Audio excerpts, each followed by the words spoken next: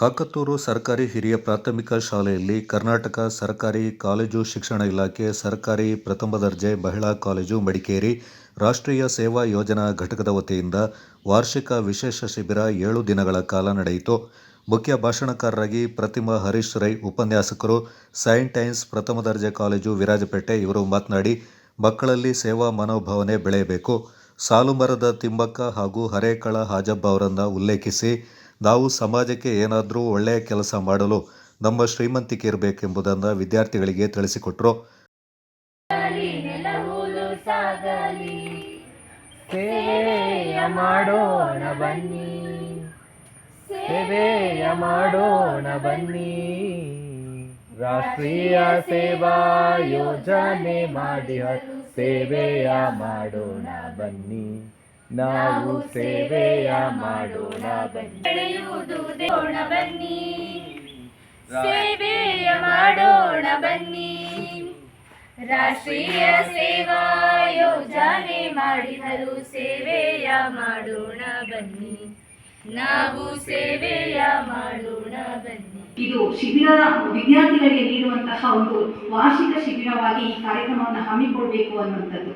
ಯಾಕೆ ಅಂತಂದ್ರೆ ಗ್ರಾಮ ಸ್ವರಾಜ್ಯ ಅನ್ನುವಂಥದ್ದು ಮಹಾತ್ಮ ಗಾಂಧೀಜಿಯವರ ಒಂದು ಧ್ಯೇಯ, ಅವರ ಒಂದು ಕನಸಾಗಿತ್ತು. ಆ ಧ್ಯೇಯವನ್ನ ಕನಸನ್ನ ನನಸಾಗಿಸುವಂತಹ ಭವ್ಯ ಭವಿಷ್ಯದ ಭಾವಿ ಪ್ರಜೆಗಳು ನಮ್ಮ ವಿದ್ಯಾರ್ಥಿಗಳು.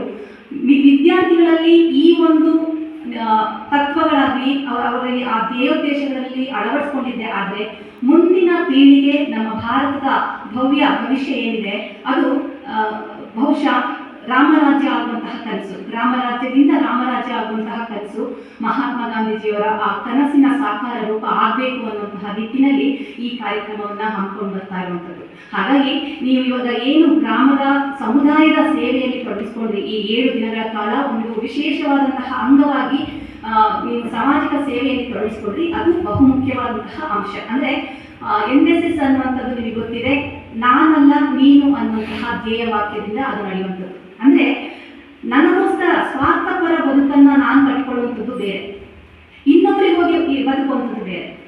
ಹಾಗಾಗಿ ನೋಡಿ, ಇನ್ನೊಬ್ಬರಿಗಾಗಿ ಬದುಕುವಂತಹ ಬದುಕಲ್ಲಿ ಸಾರ್ಥಕತೆ ಇದೆ.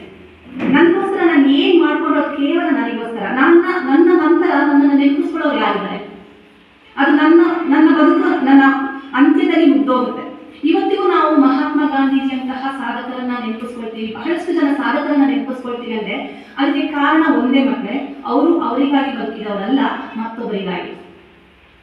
ಈಗಿನ ಬದುಕು ಏನಾಗ್ತಾ ಇದೆ ಅಂತಂದ್ರೆ, ನಮ್ಮ ಇತಿಮಿತಿಯೊಳಗೆ ನಾವು ಇನ್ನೊಬ್ಬರಿಗಾಗಿ ಅಂತಂದ್ರೆ ಯಾವ ರೀತಿಯಲ್ಲಿ ಹೋಗ್ತಾ ಇದೀವಿ ಅಂತಂದ್ರೆ ಎಲ್ಲವೂ ಕೂಡ ವ್ಯಾವಹಾರಿಕ ದೃಷ್ಟಿಕೋನದಿಂದ ನಡ್ಕೊಂಡು ಹೋಗ್ತಾ ಇದೆ ಈಗಿನ ಬದುಕು. ಪ್ರಾಥಮಿಕ ಶಾಲೆ ಹಾಕತ್ತೂರು ಅವರು ಮಾತನಾಡಿ, ಮಕ್ಕಳಲ್ಲಿ ವಿಚಾರವಂತಿಕೆ, ನೀತಿವಂತಿಕೆ ಇರುವ ವಿದ್ಯೆಯ ಗಳಿಕೆ ಆಗಬೇಕು. ತಮ್ಮ ನಿಸ್ವಾರ್ಥ ಸೇವೆಯು ಸಮಾಜಕ್ಕೆ ಸಲ್ಲಿಕೆ ಆಗಬೇಕು ಎಂಬುದನ್ನು ವಿದ್ಯಾರ್ಥಿಗಳಲ್ಲಿ ಮನವರಿಕೆ ಮಾಡಿಕೊಟ್ರು. ಮುಕ್ತಾಯವಾಗಿದೆ. ಜೀವನವೇ ಹಾಗೆ, ಪ್ರತಿ ಘಟ್ಟದಲ್ಲಿ ನಾವು ಜೀವನವೇ ಒಂದು ಪ್ರಯಾಣ ಇದ್ದ ಹಾಗೆ. ನಾವು ಪ್ರಯಾಣ ಎಲ್ಲಿಂದ ಎಲ್ಲಿವರೆಗೆ ಅಂದರೆ, ನಮ್ಮ ತಾಯಿಯ ಗರ್ಭದಿಂದ ಭೂತಾಯಿಯ ಗರ್ಭದವರೆಗೆ ಇರ್ತಕ್ಕಂಥ ಈ ಪ್ರಯಾಣದಲ್ಲಿ ನಾವು ಅನೇಕ ಘಟ್ಟಗಳನ್ನು ಏನು ಮಾಡಬೇಕಾಗುತ್ತೆ, ಹತ್ತಬೇಕಾಗುತ್ತೆ, ಇಳಿಬೇಕಾಗುತ್ತೆ, ಹತ್ತಬೇಕಾಗುತ್ತೆ, ಇಳಿಬೇಕಾಗುತ್ತೆ. ಎಲ್ಲರಿಗೂ ಕೂಡ ಹಾಗೆ ನಮ್ಮ ಜೀವನದಲ್ಲಿ 7 ದಿನಗಳ ಪ್ರಯಾಣವನ್ನು ನೀವು ಕ್ರಮಿಸಿ ಇವತ್ತು ಕೊನೆಯ ಹಂತದಲ್ಲಿ ಇದ್ದೀರಾ. ಎಲ್ಲರೂ ಕೂಡ ಮನೆಗೆ ಹೋಗುವ ಕಾತರದಲ್ಲಿದ್ದೀರಾ, ಏನು ಇರ್ಬೋದು. ಆದರೂ ಕೂಡ ನಾವು ಈ ಶಿಬಿರದಲ್ಲಿ ನಮ್ಮ ಸಮಯವನ್ನು ಹೇಗೆ ಕಳೆದಿದ್ದೇವೆ ಅನ್ನತಕ್ಕಂಥದ್ದು ಮತ್ತು ನಾವು ಏನನ್ನ ಮಾಡಿದ್ದೇವೆ.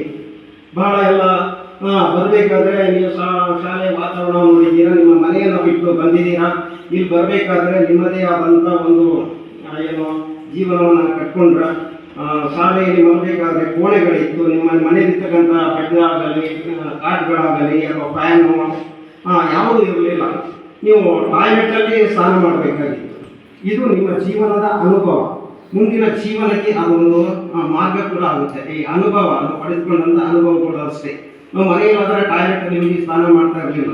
ನಮಗೆ ವಿಶೇಷವಾದ ಬಾತ್ರೂಮ್ ಇತ್ತು, ಅಲ್ಲಿ ಕನ್ನಡಿ ಇತ್ತು, ಪೇಸ್ಟ್ ಇತ್ತು, ಬ್ರಷ್ ಇತ್ತು, ಬಗೆ ಬಗೆಯ ಸ್ಯಾಂಪುಗಳು ಇತ್ತು ಅಲ್ವಾ, ಕನ್ನಡಿ ಇತ್ತು, ಎಲ್ಲವೂ ಇತ್ತು ಅಲ್ಲಿ. ಇಲ್ಲಿ ಅದು ಏನಿಲ್ಲ, ಒಂದು ಬಾಗಿಲು ಹಾಕೊಳ್ಳೋದು, ಒಂದು ಟವಲ್ ಇಟ್ಕೊಳ್ಳೋದು, ಆ ತಣ್ಣೀರು ಬಿಸಿನೀರು ಏನೋ ಸ್ನಾನ ಮಾಡಿ ಕಳೆದಿದ್ದೀರಾ. ಈ ಅನುಭವ ಬೇಕು. ಇಂಥ ಅನುಭವ ನಿಮಗೆ ಸಿಗೋದಿಲ್ಲ. ಸಮಾರಂಭದ ಅಧ್ಯಕ್ಷತೆಯಿಂದ ನಿರ್ಮಲಾ ಎಚ್.ಪಿ, ಪ್ರಾಂಶುಪಾಲರು, ಸರ್ಕಾರಿ ಪ್ರಥಮ ದರ್ಜೆ ಕಾಲೇಜು ಮಡಿಕೇರಿ ಇವರು ವಹಿಸಿ ಮಾತನಾಡಿ, ರಾಷ್ಟ್ರೀಯ ಸೇವಾ ಯೋಜನೆಯ ಶಿಬಿರವು ವಿದ್ಯಾರ್ಥಿಗಳಿಗೆ ಶಿಸ್ತು, ಸಂಯಮ, ಸರಳತೆ, ದಾಯಕತ್ವ ಗುಣಗಳನ್ನು ಬೆಳೆಸುವಲ್ಲಿ ಸಹಕಾರಿಯಾಗಿದೆ ಎಂದರು. ಶಿಬಿರಾಧಿಕಾರಿ ಡಾಕ್ಟರ್ ವೇಣುಗೋಪಾಲ, ಸಹ ಯೋಜನಾಧಿಕಾರಿ ರಾಖಿ ಪೊನ್ನಣ್ಣ ಮತ್ತಿತರ ಪ್ರಮುಖರು ಈ ಸಂದರ್ಭ ಪಾಲ್ಗೊಂಡಿದ್ದರು.